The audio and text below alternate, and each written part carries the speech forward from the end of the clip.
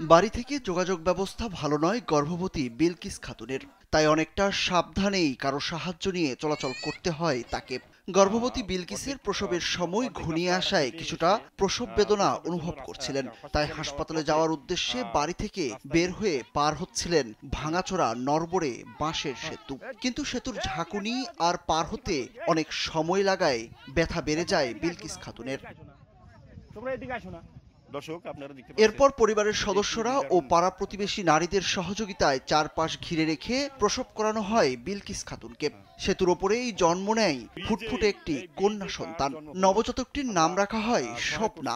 এবার ব্যাংকও আপনার হাতের মুঠোয়। Balance transfer, mobile recharge, bill pay থেকে শুরু করে যা চান সব হবে এক মুহূর্তে।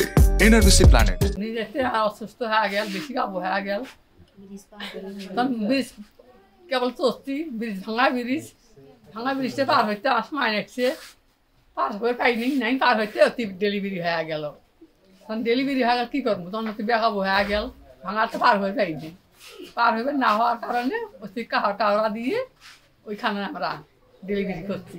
কুড়িগ্রামের রৌমারী উপজেলার সদর ইউনিয়নের মাঝিপাড়া মণ্ডলপাড়া খাটিয়ামারি সড়কের সুতিরপাড় এলাকার ভাঙা বাঁশের সাঁকোর উপর ঘটে এই প্রসবের ঘটনা। প্রসূতি বিলকিস খাতুন স্থানীয় সাইজুদ্দিনের স্ত্রী। বিলকিসের স্বজনরা জানান, শুধুমাত্র সেতু নির্মাণ না হওয়ার কারণে আজ পথেই সন্তান জন্ম হলো।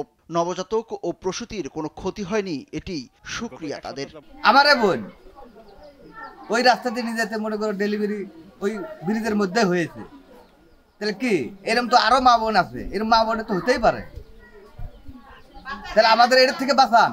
স্থানীয়রা জানান, এখানে একটি সেতু নির্মাণের দাবি দীর্ঘদিনের, কিন্তু এর কোনো প্রতিকার নেই। আর কতদিন এই এলাকা অবহেলিত থাকবে সেটি প্রশ্ন তাদের। এখন অনেক কষ্ট, এই যে গর্ভবতী মা যাইতে পারে না, ওই জায়গায় গেলে অনেকের সমস্যা হতে পার হইতে সমস্যা হয়, ওই জায়গায় ডেলিভারি হয়ে যায়।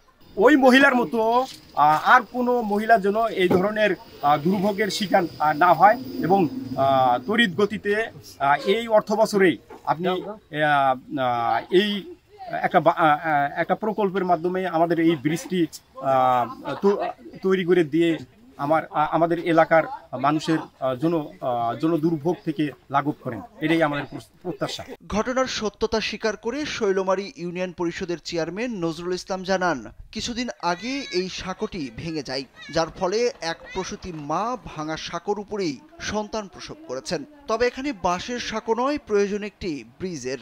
এরকম সময় আমি খবর পাই যে এখানে এরকম একটা গর্ভবতী মহিলা, যেহেতু সরাসরি আমার ভ্যান পার হয়ে যায় না, ওখানে নামতে গিয়ে তার প্রসব বেদনা ওঠে এবং ব্রিজের মধ্যেই প্রসব হয় এবং তাৎক্ষণিকভাবে আশেপাশের লোকজন ওখানে আনুষঙ্গিক সাপোর্ট দিয়ে এবং বিভিন্ন কাপড় দিয়ে আবরণ তৈরি করে সুন্দরভাবে এখানে বাচ্চা ডেলিভারি হয়েছে।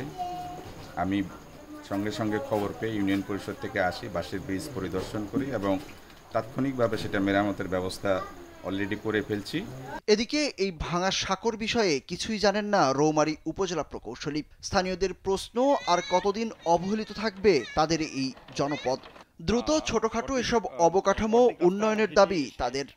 প্রসবের জন্য হসপিটালে যাওয়ার পথে। সুরুজ আহমেদ, কালবেলা।